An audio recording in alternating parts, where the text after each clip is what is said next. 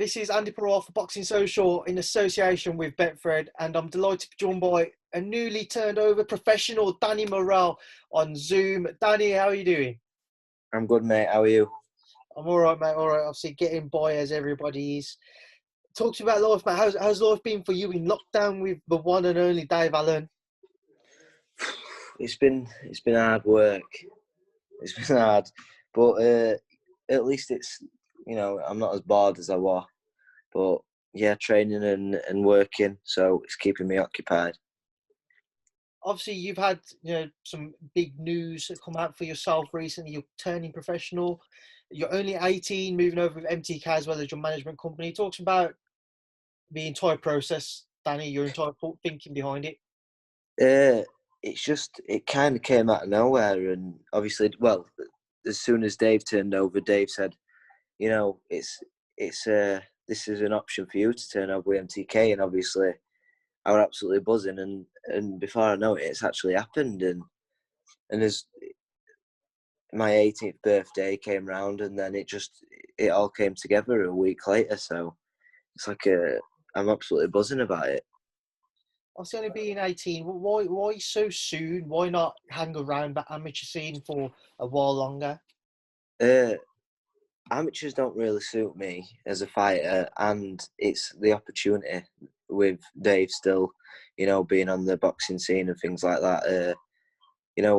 Maybe in 3-4 years' time, staying an amateur, and these opportunities might not still, be around. So I need to strike while it's hot.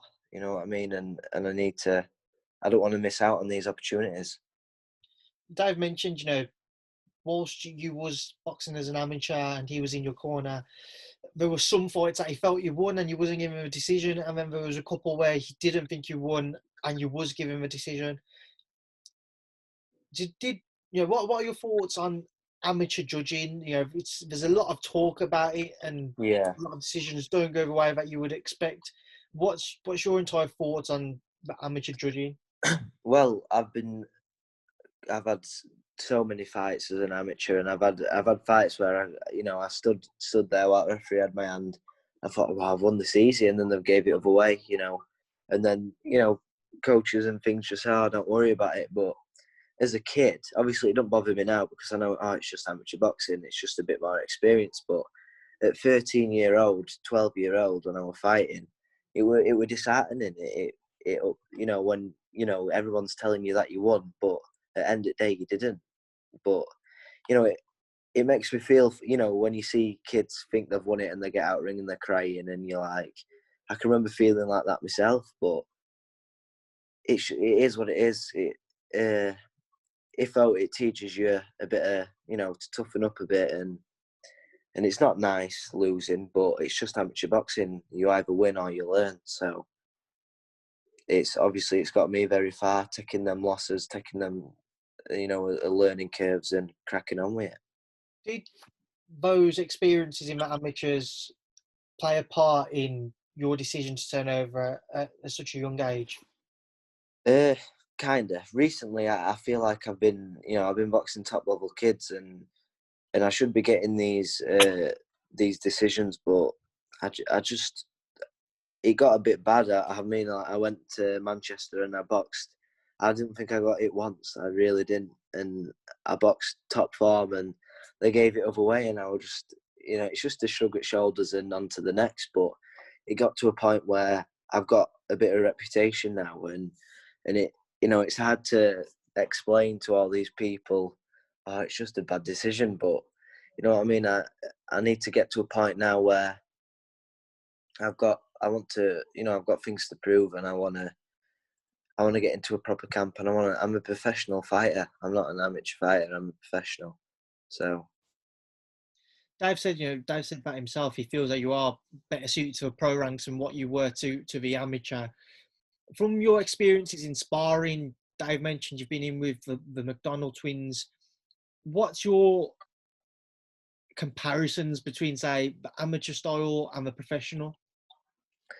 it's a lot more slowed down. You think you need to think about what you're doing, because you watch amateur fights and they're on 100 mile an hour and they're just throwing as many punches as they can.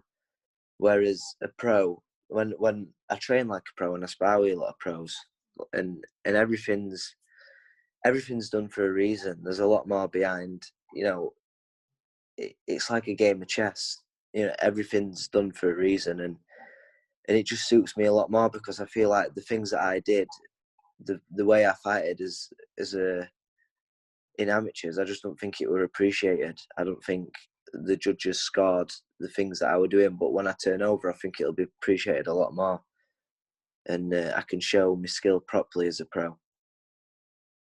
I know everything's in lockdown at the minute, but you was thinking about turning over pro for a while. What in your own mind was you thinking about your career? How did you actually, before everything that's going on at the minute has unfolded, what was you thinking with regards to a plan for this year? It probably would have just been get straight into a training camp, and get on a fight as soon as I could. I think 2 years ago when I met Dave would tell me opponents that I would be fighting, and he would tell me that I would be professional. We counted down the weeks till I were 18 because I knew I was going to turn professional, and I think signing with MTK has been, it was like the best possible outcome that I could wish for, and obviously this has delayed it, but I think it's kind of a blessing in disguise because with all this big news happening, it's like allowed me to let it all sink in and enjoy it in a way, because I feel like if I would have been worrying, if we wanted lockdown, I would have been worrying about a fight, and it's let me take it one step at a time almost, but I think I would have been able to handle it anyway. But yeah, I would have just been fighting. I would have I had about 6 fights, 4 fights probably by the end of the year. So obviously, as we've mentioned, it is locked down now. But what kind of plans and discussions have you had with Dave and MTK for when boxing returns? What is your kind of plan for the coming years, basically, because you are only 18? Uh, at the minute, I don't think anybody knows what's actually happening with what's going off. But at the minute, I'm just ticking over, uh, ready for as soon as there's a date announced. But I'm still training, obviously with Dave, 2 sessions a day, just ticking over, enjoying training, enjoying boxing. But as soon as I get told the date, I'll be ready for the date. So Is behind closed door shows or are behind closed doors something that you'd be interested in?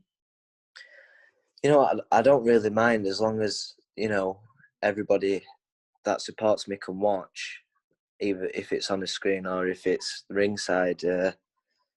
I'll be happy, and as long as I get, as long as I train and I get to fight the right opponent, I'll be happy.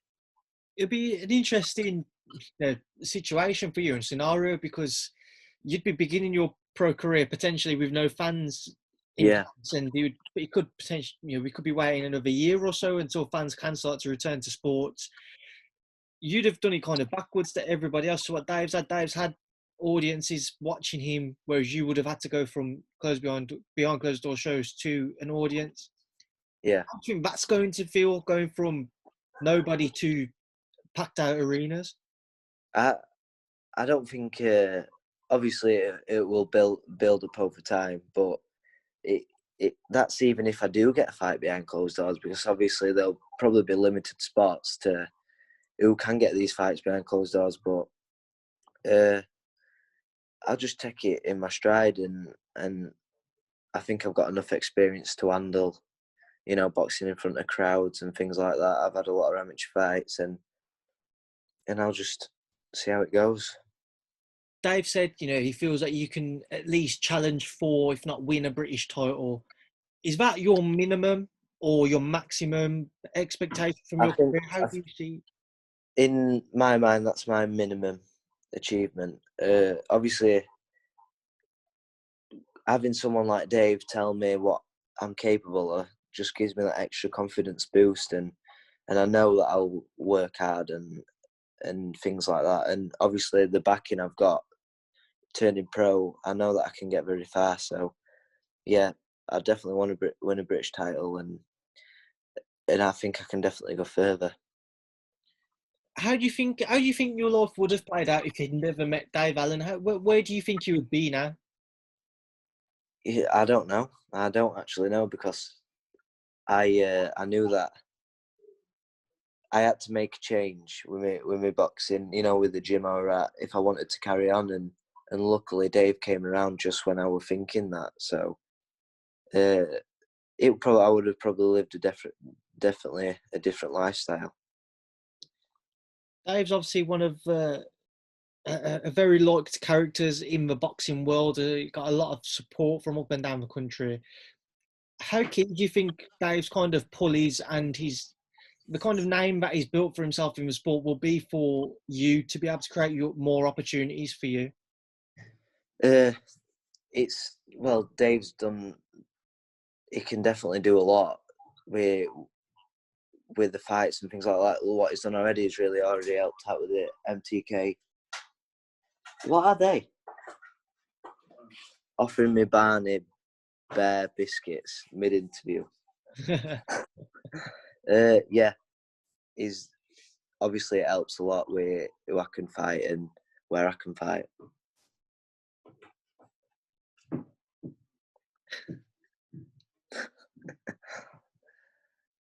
Oh, sorry, I thought you continue. Obviously, No, Dave knocking about in and around where you are there. Um, Obviously, we're in lockdown then at the minute. How are you finding training? How's your training schedule changed? it hasn't. We normally train in a garden or a shed or on a field, so I'm. It's just like normal actually, so I don't mind. I'm just going. What you're going to be training obviously with Dave, but Dave's come out. He's announced he's going to be teaming up with Jamie Moore. What's it going to be like for you? Obviously, training up there, winning in and amongst the likes of Carl Frampton, Martin Murray's, Rocky Fielding, Yeah, amongst others. What are you it's thinking just from it all? it's something else that's just going to help me. I'm uh, help with my experience and things. Obviously, take on board even more uh, boxing knowledge and things like that. Obviously, being around them, I can only learn. So it'll help out a lot. Dave did say to me in his interview he's going to feel a little bit like a fan at times in and amongst those guys from what they've achieved in their careers so far. Do you feel like you'll feel like that yourself? In a way, yeah, and it will give you like an extra boost in training. I think because you're always be like, oh, Carl Frampton's watching me train. I want to impress him, and I still feel that way with Dave. And because before I met Dave, I was a fan of Dave. So when Dave used to come to the gym, I used to try 110% because I just wanted to impress all the time. And I think it'll be the same with everyone, but that's the way I think. If I'm in front of anybody, you know, I look up to as a fighter, you just want to impress them all the time. So I think being in that gym, I don't think I'll ever have a day slacking because I'll constantly want to be impressing, trying my best to, you know, just do my best all the time. What do you make of Dave's link up with Jamie? I think it's brilliant. Dave needs someone to push him and like he says in it, he'll obviously respect Jamie for what Jamie's achieved in boxing. So he'll just give him that extra push in training, what he needs, I think. You'll know him as well as anybody will. And I asked him, and I'll ask you.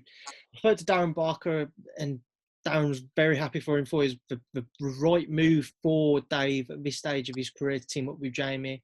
But I asked Darren about why is it we haven't quite been able to see Dave produce in the ring what we've seen him do in the gym. And he said himself, he wasn't sure. He doesn't know if he's just one of those fighters who just couldn't do it for whatever reason on the night. Some people can look at that as gym fighters. Why do you think it is that we haven't quite seen Dave produce in a fight what we've seen in the gym? It's an hard one. I think we're all the way through with the Price camp, and I think if Dave boxed Price, 5 weeks into camp, I think it would have been an easy win because Dave were on fire. But obviously, it's just another learning curve. I think obviously now Dave knows how he will feel and what he needs to do differently into the next big fight he has. But you know, it's been a big step up really, because I can remember when Dave boxed Nick Webb, and I was sat in ringside, and there were nobody in the ringside bit, and then it went on to a couple more fights, and literally 3 fights later, he's packing out the O2, and it obviously I can't imagine what that feels like, but I bet you it definitely, you know, puts the pressure on, and maybe that prize fights gave him a bit more experience how to handle it, and next time he'll perform. Danny, before I do let you leave to enjoy the rest of your day, then, just want to get your nickname. We haven't heard or haven't seen what nickname you're going to be going with when you're in the ring and when your boxing career begins as a professional. Have you had any suggestions, any thoughts? It's an hard one, because at the minute I've got Danny Cool, which was the first song I had put on when I was with Dave, the first fight I had, and Danny Cool were on, and everyone was singing along, and it was quite good. Then I've got Sexy Man Dan, which nobody believes it, but people did actually used to call me that at school, Sexy Man Dan. I don't know why. Well, I do know why, but yeah, Sexy Man Dan. And then Dave's came up with the Murrell Hoya. Ain't too bad, but I guess I'll let the public decide. I don't really know yet. I think a nickname just happens. I don't think you can force one. It just happens. I'll tell you what, Danny, we'll clip that and we'll put it on socials and we'll put it to a vote for you. Yeah, that's a good idea. Danny, then, before I do let you leave it, to enjoy the rest of your day and your life in lockdown for the coming weeks, potentially months ahead, what would you like to say to everybody who does tune in to watch our interview? Like it. Big up Boxing Social, and I can't wait to fight, and I hope you all watch and support. Danny, it's been a pleasure to catch up. Look after yourself, stay safe, and Yeah, I'll speak you to you. too. Thanks, Speak to Boxing Social. Thank you, mate. See you later.